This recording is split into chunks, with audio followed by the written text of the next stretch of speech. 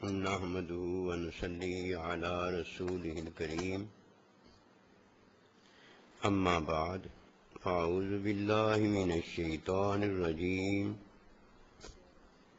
بسم الله الرحمن الرحيم يخرجهم من الظلمات إلى النور آمنت بالله صدق الله العظيم۔ میرے واجب الاحترام قابل تعظیم و توقیر بزرگوں، مسلمان بھائیوں اور مسلمان بہنوں، السلام علیکم ورحمۃ اللہ وبرکاتہ۔ قرآن مجید میں سے ایک آیت مبارکہ تلاوت کی ہے۔ اللہ سبحانہ و تعالیٰ کے حضور عاجز کی دعا ہے، آپ بھی دعا کریں کہ پروردگار عالم عاجز کو اس کا صحیح مفہوم بیان کرنے کی توفیق دے۔ حکم کی سمجھ اور حکم پر عمل میں علم الہی ہوتا ہے۔ کوئی اللہ سبحانہ و تعالیٰ کا حکم چھوڑتا ہے اور حکم کی سمجھ جو نبی اکرم صلی اللہ علیہ وآلہ وسلم کا بہترین نمونہ تعلیم، تزکیہ اور حکمت و دانائی ہے، اس میں حکم کی سمجھ نہیں رکھتا، وہ اندھیرے میں بھی ہے اور اللہ سبحانہ و تعالی کی عبادت کرنے کے قابل بھی نہیں ہے۔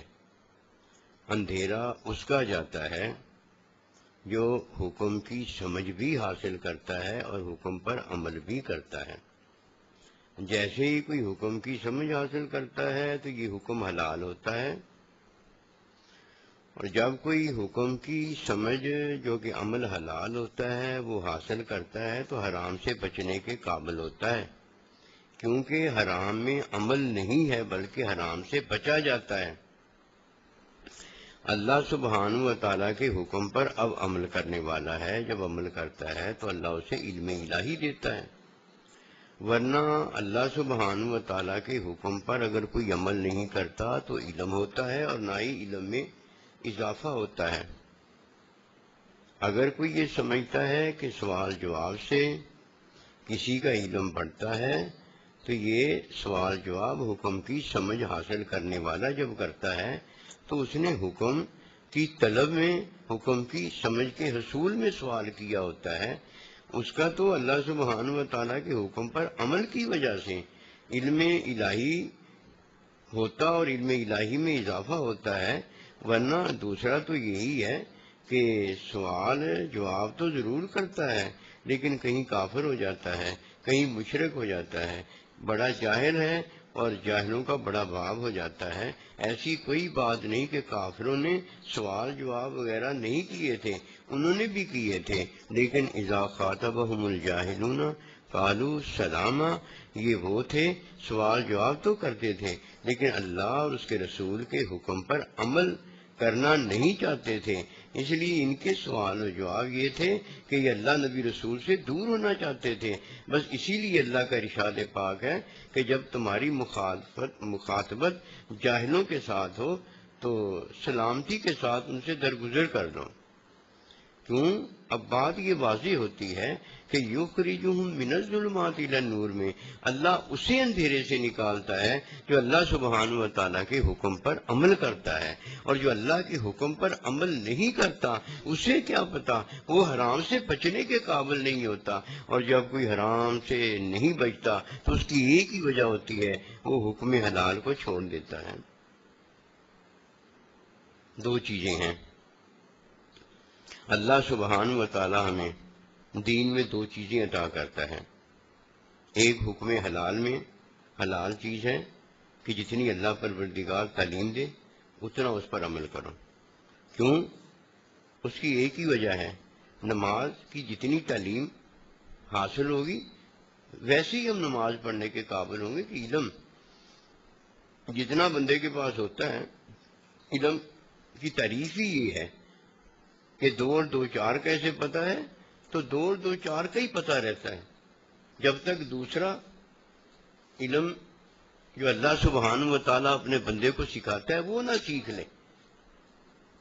علم سیکھنے سے آتا ہے، جتنا کسی نے علم سیکھ لیا ہوتا ہے اتنا اسے پتہ ہو جاتا ہے، اس پتے میں وہ اتنا ہی عمل کر سکتا ہے جتنا اس کے پاس علم حاصل ہوتا ہے۔ حکم کی سمجھ اللہ سبحانہ و تعالیٰ جب بندے کو دیتا ہے تو حلال پر عمل کی سمجھ ہوتا ہے۔ جب کوئی حلال پر عمل کرتا ہے تو جتنا وہ حلال پر عمل کرتا ہے اتنا وہ حرام سے بچتا ہے۔ یہ حرام سے بچنے والا ہے جس کے بارے میں قرآن ہمیں بتاتا ہے کہ ھدی للمتقین، یہ قرآن ہدایت متقین لوگوں کے لیے ہے کہ متقین لوگ وہ ہوتے ہیں جو حرام سے بچتے ہیں۔ اگر کوئی حرام سے نہیں بچتا تو یہ متقی نہ ہونے کی وجہ سے حرام میں پڑا ہوتا ہے۔ حرام میں جو پڑا ہوتا ہے اس کا گھر جو ہے وہ گندا ہوتا ہے، اس کا باطن گندا ہوتا ہے، اس کا باطن تقوی نہ رکھنے کی وجہ سے اللہ سے دور ہوتا ہے، اور جو اللہ سبحانہ و تعالیٰ سے دور ہے اسے علم الہی حاصل نہیں ہوتا۔ یہ تقوی جس کا گھر ہوتا ہے، یہ باطن جس کا پاک و صاف ہوتا ہے، جو حرام سے بچتا ہے، اس نے حکم پر عمل کیا ہوتا ہے، اس نے عورت سے نظریں پھیری ہوتی ہیں، اس نے جاندار کی ویڈیو تصویر نہیں بنائی ہوتی، اس نے اللہ سبحانہ و تعالیٰ کے حکم حلال پر عمل کیا ہوتا ہے۔ اجنبیہ عورت کے سامنے بیٹھ کر اجنبیہ عورت سے باتیں نہیں کی ہوتی، اس نے حرام سے بچا ہوتا ہے۔ اور یہ حرام سے بچنے کی ایک ہی بات ہے کہ نبی اکرم صلی اللہ علیہ وسلم کا جو بہترین نمونہ ہے اس میں وہ جب دیکھتا ہے تو حرام سے بچنے کے قابل ہوتا ہے۔ اس میں دیکھنا یہ ہوتا ہے کہ نبی اکرم صلی اللہ علیہ وسلم نے اپنی پوری زندگی کبھی حرام پر عمل نہیں کیا۔ یہ حرام سے بچنے والا متقی ہے۔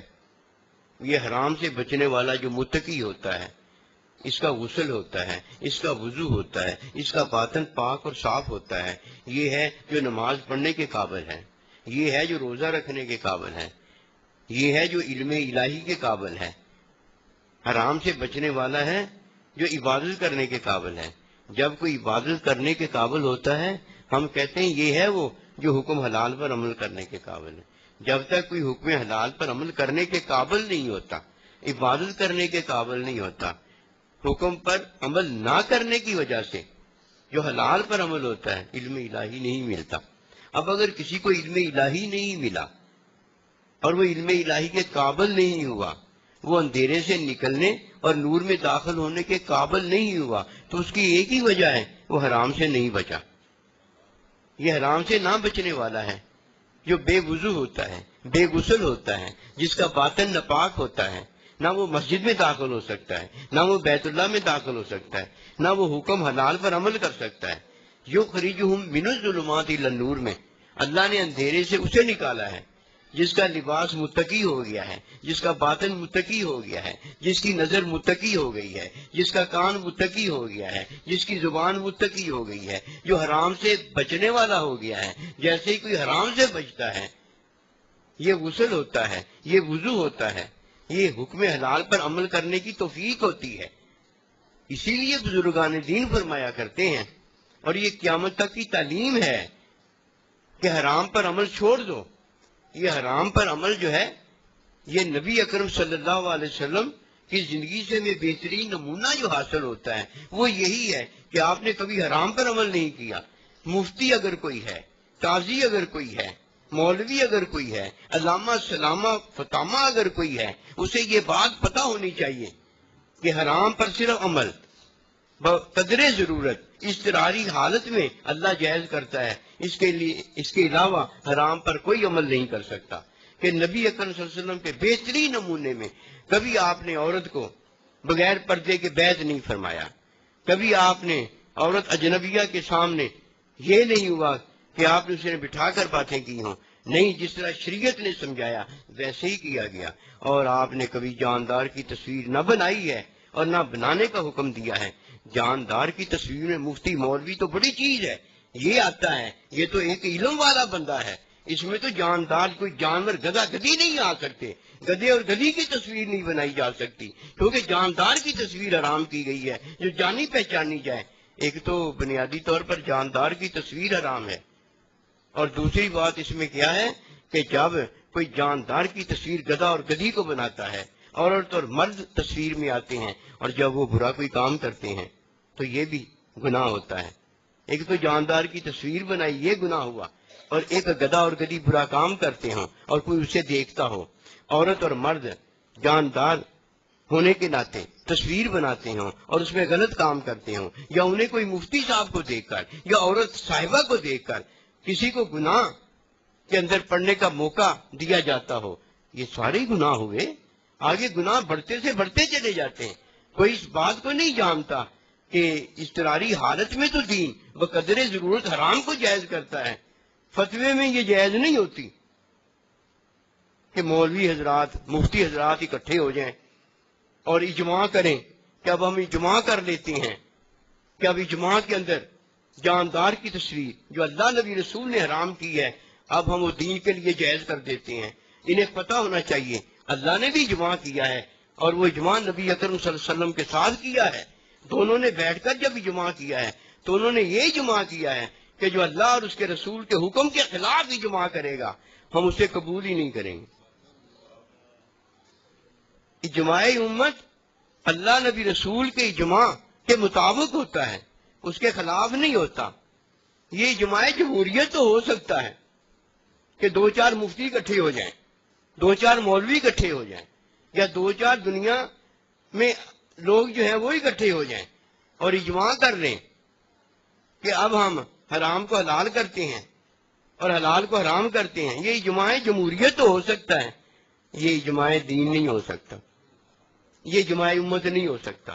اجماع دین یہ ہے کہ اللہ نبی رسول نے اجماع یہ کیا ہے کہ جو ہمارے حکم کے خلاف اجماع کرے گا ہم اسے قبول نہیں فرمائیں گے، اور اجماع امت مرحومہ یہ ہے کہ ہم اللہ نبی رسول کے مطابق ہی سارے اجماع کریں گے، اکٹھے ہوں گے، ان کے علاوہ ہم اکٹھے نہیں ہوں گے۔ الحب للہ والبغض للہ، اللہ ہی کی محبت میں اکٹھے ہوں گے اور اللہ سبحانہ و تعالیٰ کے لیے ایک دوسرے سے جدا ہوں گے۔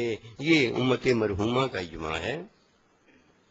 جب کوئی حرام سے بچتا ہے تو حرام عمل کو چھوڑتا ہے، جب کوئی حرام عمل کو چھوڑتا ہے تو اللہ نے اسے اندھیرے سے نکالا ہوتا ہے، اور وہ اندھیرے سے نکالنا کیا ہے؟ وہ حکم حلال پر عمل کرتا ہے۔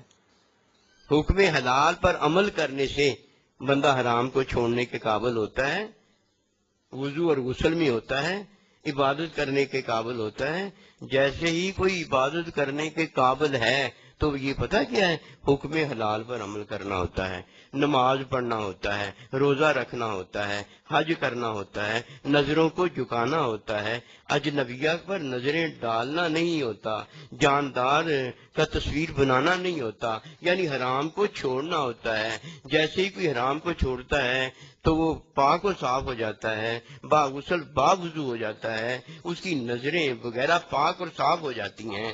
اب جب وہ حکم حلال پر عمل کرتا ہے جو کہ نماز، روزہ، حج، زکوٰۃ اللہ کا حکم ہوتا ہے، جیسے ہی اب کوئی حکم پر عمل حلال پر کرتا ہے اسے علم الہی عطا ہوتا ہے۔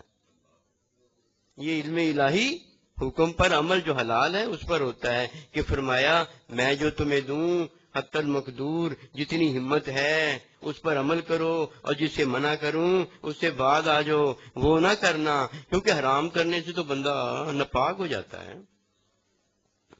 حرام کرنے سے تو بندہ بے وضو بے غسل ہو جاتا ہے۔ اب وہ حکم پر عمل یعنی حلال پر عمل کرنے کے قابل نہیں رہتا، اور اللہ کی ذات ہے جو بندے کو اندھیرے سے نکالتی اور نور میں داخل کرتی ہے۔ یہ قیاس، یہ اجماع، یہ اجتہاد، یہ الفاظوں میں، ناموں میں تو مفتی حضرات، مولوی حضرات ان سب کو آ جاتے ہیں، لیکن ان کی حقیقت، ان کی رحمت، ان کی محبت، ان کی رفاقت کچھ اور ہی ہے۔ بزرگان دین اولیاء اعظام کو دیکھ لو، بڑے بڑے داتا علی جویری رحمۃ اللہ علیہ جیسے یہ بڑے بڑے امام جو کہ ایک مخلوق، ایک کائنات کو اللہ کی رحمت کی طرف بلانے والے، انہوں نے اجتہاد نہیں کیا، انہوں نے تقلید کی، انہوں نے بزرگان دین کی باتوں کو قرآن سنت کی حکم کی سمجھ میں جو دی گئی تھی ان کو اختیار کیا۔ یہ اجتہاد ایسے نہیں ہو جاتا، یہ اجماع ایسے نہیں ہو جاتا۔ یہ اجماع، یہ اجتہاد کرنے والوں کو یہ سوچنا چاہیے، ایک چھوٹی سی بات ہے جو اللہ تعالیٰ کے نبی نے فرمائی کہ جاندار کی تصویر نہ بناؤ، بھائی اس سے تو یہ بچ نہیں سکتے، اپنے منہ کی نمود و نمائش کرنا تو ان سے چھوڑنا اسے گوارا نہیں ہوتا۔ ایک چھوٹا سا عمل نبی رسول کی محبت میں وہ تو حرام چھوڑا نہیں جاتا، اور یہ اجتہاد کے قابل، یہ اجماع کرنے کے قابل، اللہ اکبر کبیرہ۔ وہ اللہ کے بڑے بزرگ بندے ہوا کرتے ہیں جو اللہ سبحانہ و تعالیٰ کے حرام کو چھوڑ کر اللہ سبحانہ و تعالیٰ کہ نبی رسول کی بات بتائی، محبت میں اس طرح اختیار کرتے ہیں کہ ان کے وہم و گمان میں کبھی یہ بات نہیں آتی کہ یہ بات جو ہے یہ بات کی حد ہے۔ وہ تو اپنے محبوب صلی اللہ علیہ وسلم کی بات کو نبی رسول علیہ السلام جان رہے ہوتے ہیں، ان کی محبت میں یہ سارا کچھ کر رہے ہوتے ہیں، انہوں نے تو اپنے محبوب کو سامنے رکھا ہوا ہوتا ہے، وہ بات تو محبوب کی وجہ سے وہ یہ سارا کچھ کر رہے ہوتے ہیں، ان کو بات نہیں ہوتی، محبوب خود رحمت و برکت والا ملا ہوا ہوتا ہے۔ دین سمجھ کا نام ہے، اگر دین میں کوئی چھلانگے مارتا ہے اسے نہیں پتا کہ علم الہی اسے عطا کیا جاتا ہے جو اللہ سبحانہ و تعالیٰ کے حکم حلال پر عمل کرتا ہے، اور یہ حلال پر عمل اس وقت ہو سکتا ہے جب کوئی حرام سے بچتا ہے۔ یہ شریعت مطالعہ ہمیں حرام سے بچاتی ہے اور حلال پر عمل دیتی ہے۔ جب کوئی حرام سے بچتا اور حلال پر عمل کرتا ہے تو قیامت تک یہ وہ ہے جو علم الہی کے قابل ہوتا ہے۔ لوگوں نے یہ سمجھا لوگوں کو عملوں کی طرف بلا لو، اللہ کی طرف بلانے کی دعوت یہ ہونی چاہیے، عملوں کی طرف بلانے سے کچھ نہیں ہوتا، یہ عمل آنے جانے ہیں، یہ عمل ایک دن ختم ہو جاتے ہیں، یہ عمل ہمارے عمل ہی ہوتے ہیں، یہ اللہ کا حکم ہے جو بے عیب ہے۔ جب اللہ حکم دیتا ہے نماز تو یہ حکم اللہ کا بے عیب ہوتا ہے، جب اللہ حکم دیتا ہے روزہ یہ اللہ کا حکم بے عیب ہوتا ہے، اور جب ہم نماز پڑھ لیتے ہیں، ہم روزہ رکھ لیتے ہیں تو یہ ہمارا عمل ہو جاتا ہے، اس میں کئی عیب ہوتے ہیں، اس میں کئی قصور ہوتے ہیں، اس میں کئی کمیاں ہوتی ہیں، اس میں کئی غلطیاں ہوتی ہیں، یہ اللہ کے حکم کی طرف بلانا چاہیے۔ اللہ کا حکم قیامت تک حلال حلال رہتا ہے اور حرام حرام رہتا ہے، حکم کی طرف بلانا چاہیے۔ عملوں کی طرف ہم بلانے والے بن گئے ہیں، عملوں کی طرف تو بڑا بلاتے ہیں لیکن عمل ہمارے حلال حرام کو نہیں جانتے۔ جس طرح آج کل کے حالات ہیں، نام اور کام جو ہیں اپنے اپنے رکھ لیے ہیں، نام اپنا بڑا اونچا رکھ لیا ہے، میں فلانا فلانا ہوں، اور کام اپنا عمل اپنا دین بنا لیا، بڑا اونچا نہ اپنا عمل کر لیا ہے، حالانکہ نہ نام دین ہے نہ کام یعنی اپنا عمل دین ہے۔ دین تو اس کا حکم ہے، دین تو نبی رسول اللہ علیہ السلام کا حکم ہے، حکم کی طرف دعوت دینے کو دل نہیں مانتا، اپنے اپنے مسلکوں کی طرف دعوت دی جاتی ہے، اپنے اپنے ناموں کی طرف دعوت دی جاتی ہے، اپنے اپنے عملوں کاموں کی طرف دعوت دی جاتی ہے۔ دعوت دینی ہے تو قیامت تک ایک ہی دعوت ہے، اس نے حکم میں جو حلال کر دیا ہے وہ حلال رہتا ہے، اور اس نے حکم میں جو حرام کر دیا ہے وہ حرام رہتا ہے۔ حرام بقدر ضرورت اضطراری حالت میں جان جاتی ہو، مال جاتا ہو تو بقدر ضرورت حرام استعمال کیا جا سکتا ہے، اور حلال جو ہے اللہ سبحانہ و تعالیٰ کا استعمال کرتے ہی رہنا ہے، اور اگر نہ ملے تو اب ہے بقدر ضرورت اضطراری حالت میں اتنا حرام استعمال کر لو۔ دین سمجھ کا نام ہے، دین اللہ نبی رسول کی دعوت کا نام ہے، اللہ نبی رسول کے حکم کی طرف بلانے کا نام ہے۔ پہلے جب کوئی اللہ کا حکم مانتا ہے تو عقیدہ ہوتا ہے، اور جب دوبارہ حکم مانتا ہے تو دین تکمیل والا ہوتا ہے۔ اتنی سی بات ہے، پہلے جب کوئی حکم مانتا ہے تو آمنت باللہ و ملائکتی و کتبی و رسولی والیوم الآخر، اور ارکان نماز روزہ حج پر ایمان لاتا ہے۔ پہلے جب حکم مانتا ہے تو کلمہ پڑھتا ہے، دین میں داخل ہو جاتا ہے، اور جب دین میں اللہ کا اور اللہ کے رسول کا حکم مانتا ہے جو حلال حرام کا ہوتا ہے، دین مکمل ہو جاتا ہے۔ علیحدہ علیحدہ دین بنایا ہوا ہے، جناب یہ عقائد ہیں، جناب یہ عمل ہے، تجھے کیا پتا عقائد کس چیز کا نام ہے، وہ بھی اللہ کا حکم ماننا ہے، تجھے کیا پتا عمل کس چیز کا نام ہے، وہ بھی اللہ کے حکم پر ایمان لانا ہے، ورنہ کدھر عمل ہے، ورنہ کدھر عقیدہ ہے، نہ عقیدہ ہوتا ہے نہ عمل ہوتا ہے۔ حقیقت دین یہ ہے کہ دین میں داخل ہونا بھی اس کا حکم ماننا ہے، اور دین میں رہنا بھی اس کا حکم ماننا ہے۔ جب کوئی دین میں داخل ہوتا ہے تو عقیدہ ہوتا ہے، اور جب کوئی اس کا حکم مانتا ہے تو قیامت تک جو حلال ہوتا ہے اس کو حلال مان لیتا ہے، اور جو قیامت تک حرام ہوتا ہے اس کو حرام مان لیتا ہے۔ حرام کو چھوڑنے سے اس کا وجود پاک اور صاف ہو جاتا ہے، وہ عبادت کرنے کے قابل ہو جاتا ہے. اور جب وہ اللہ پروردگار کی عبادت کرتا ہے، حکم حلال پر عمل کرتا ہے، تو اللہ اسے اپنا وصال دے دیتا ہے، اللہ اسے علم الہی دے دیتا ہے، اللہ اسے اپنی رفاقت دے دیتا ہے، اپنے یاروں کا ساتھ دے دیتا ہے. دین سمجھ کا نام ہے. آج کل یہ جتنی ہم لڑائیاں کر رہے ہیں، یہ صرف لڑائیاں اس وجہ سے ہیں کہ ہم نے حرام کو اپنا لیا ہے اور حلال کو چھوڑ دیا ہے. ورنہ حلال اللہ کا حکم ہے جسے ہم نے اپنانا ہے، اور جسے چھوڑنا ہے وہ اللہ پروردگار کا حکم حرام ہے. حرام کو چھوڑنا ہے. حرام میں بھی فتوے دیے جا رہے ہیں، حرام میں بھی اجماع کیا جا رہا ہے، حرام میں بھی اجتہاد کیا جا رہا ہے. حرام میں اجتہاد نہیں ہوتا، حرام میں قیاس نہیں ہوتا، حرام میں اجماع نہیں ہوتا. حرام کو ماننا ہوتا ہے کہ نبی اکرم صلی اللہ علیہ وسلم نے حرام پر کبھی عمل نہیں کیا. بہترین نمونہ نبی رسول اللہ علیہ السلام کی ذات مبارکہ مومن کے لیے بنائی گئی ہے.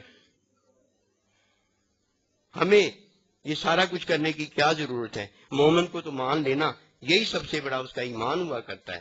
ہمیں اس کی اس لیے ضرورت نہیں ہے کہ اضطراری حالت میں، جان جاتی حالت میں، مال جاتی حالت میں اللہ خود حرام کو بقدر ضرورت حلال کر دیتا ہے. جاندار کی تصویر میں مفتی کے آنے کی کیا ضرورت ہے؟ ایک تصویر بناتا ہے اور ایک تصویر میں اپنا منہ دکھاتا ہے. اگر مفتی ایسے کرے گا تو امت مرحومہ کے عام لوگوں کا کیا حال ہوگا؟ مفتی کو یہ پتہ ہونا چاہیے کہ مفتی اللہ اور اس کا رسول ہے صلی اللہ علیہ وسلم. ہم آگے اللہ کے رسول کے فتوے کو آگے نقل کر رہے ہیں، آگے لوگوں کو بتا رہے ہیں. ہم کون ہوتے ہیں کہ دین میں فتویٰ دیں؟ فتویٰ حلال کا بھی اللہ دیتا ہے اور حرام کا بھی اللہ دیتا ہے. اور فتویٰ حلال حرام کا جو اللہ نے دیا ہوتا ہے اس کی تعلیم، تزکیہ، حکمت و دانائی نبی اکرم صلی اللہ علیہ وسلم آپ فرماتے ہیں. یہ آپ کو نامزد کیا گیا ہے، یہ آپ کی ذمہ داری ہے. آپ نے اپنی نمونہ زندگی سے یہ کر کے دکھا دیا. جو حرام تھا اس پر کبھی عمل نہیں کیا، اور جو حلال تھا اس میں آپ آسانی دے دیا کرتے تھے. آسانی دے دو. حلال میں آسانی یہی ہے کہ اگر حلال تمہیں نہ ملے پھر بھی آسانی یہی ہے کہ بقدر ضرورت اللہ پروردگار تمہارے لیے حرام کو حلال کر دیتا ہے. اور وہ کس کے لیے؟ جان اور مال بچانے کے لیے ہے، قرآن کو بچانے کے لیے نہیں، قرآن کی حفاظت کے لیے نہیں، قرآن کے احیاء کے لیے نہیں. نحن نزل القرآن نحن نزلنا القرآن وَإِنَّا لَهُ لَحَافِظُونَ. ہم نے اسے نازل کیا ہے اور ہم ہی اس کی حفاظت کرنے والے ہیں. اس کی حفاظت اگر کوئی مفتی کرنا چاہتا ہے تو حرام سے بچے.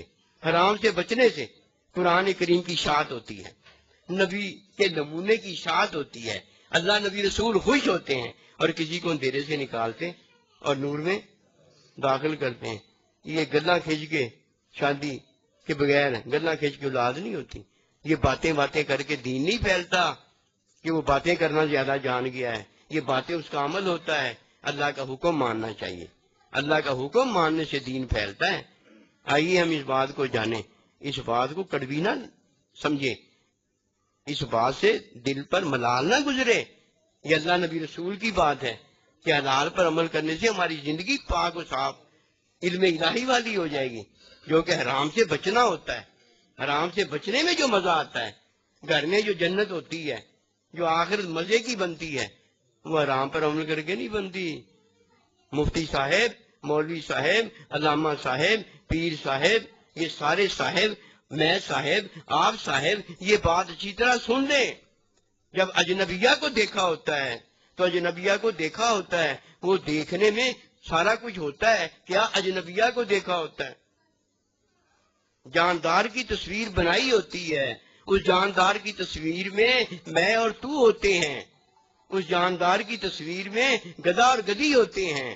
اللہ پروردگار جو منع فرماتا ہے اس کی وجہ ہے، اس میں حکمت ہے، اس میں دنائی ہے، اس میں علت ہے. یہ جاندار کی اس لیے منع فرمائی گئی ہے کہ جاندار کو شرم و حیا ہے، جاندار کو حجاب ہے، جاندار کو چھپایا گیا ہے، جاندار کا پردہ ہے پھر جب جاندار کی کوئی تصویر بناتا ہے سارے پردے ٹوٹ جاتے ہیں، ساری اللہ کی حکمتیں ختم ہو جاتی ہیں۔ اے مومن کلمہ پڑھنے والے، تو اللہ کی حکمتیں، اللہ کی دنائیاں، اللہ کی رحمتیں اور لینے اور دینے آیا ہے یا ان کا ستیہ ناش کرنے آیا ہے، انہیں ملیا میٹ ان کا کرنے آیا ہے؟ تو یہ نہیں جانتا کہ جب جاندار کی تصویریں بنائی جائیں گی تو جاندار کی تصویروں میں حیا ہے، جانداروں کی تصویر میں رات کا عمل دن کو نہیں دکھایا جاتا۔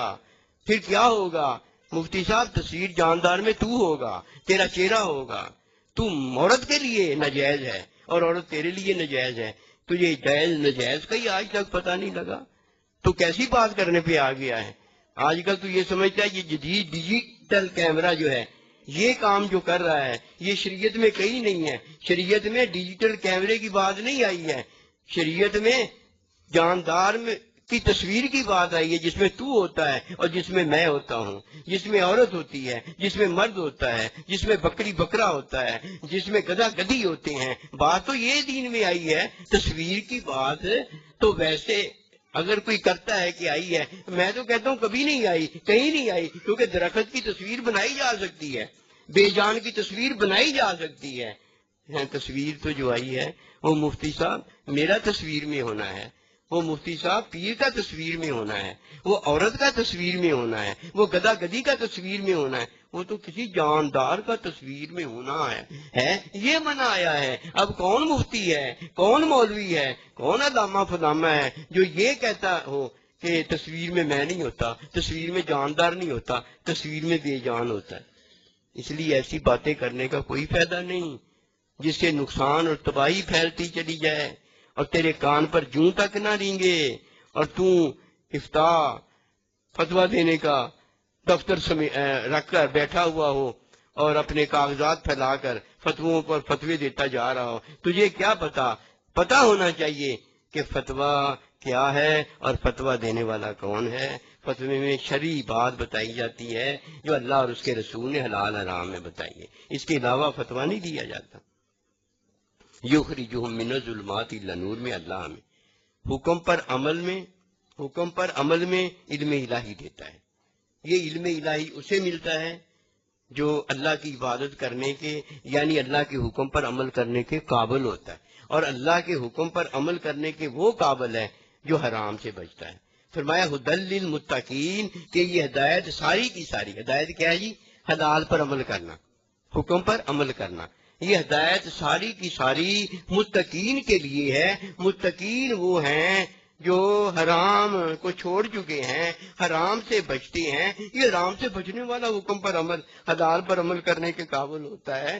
اب پورا قرآن تو ہمیں یہ بتاتا ہے کہ ذالک الکتاب لا ریب فیہ ھدی للمتقین کہ یہ قرآن، یہ ہدایت ان لوگوں کے لیے ہے جو حکم پر عمل یعنی حلال پر عمل کرتے ہیں۔ یہ حلال پر عمل کرنے والا جب حلال پر عمل کرتا ہے تو اب حرام سے بچتا ہے، اجنبی عورت سے بچتا ہے، تصویر سے بچتا ہے، شراب سے بچتا ہے، جوے سے بچتا ہے۔ نبی اکرم صلی اللہ علیہ وسلم نے جو پوری زندگی حرام کے عمل نہیں کیے ان سے بچتا ہے۔ بس یہ حرام سے بچنے والا ہے جو حکم پر عمل، حلال پر عمل کرتا ہے، اور اللہ نے اسے اندھیرے سے نکالا اور دین میں داخل فرمایا ہوتا ہے۔ وما توفیقی الا باللہ۔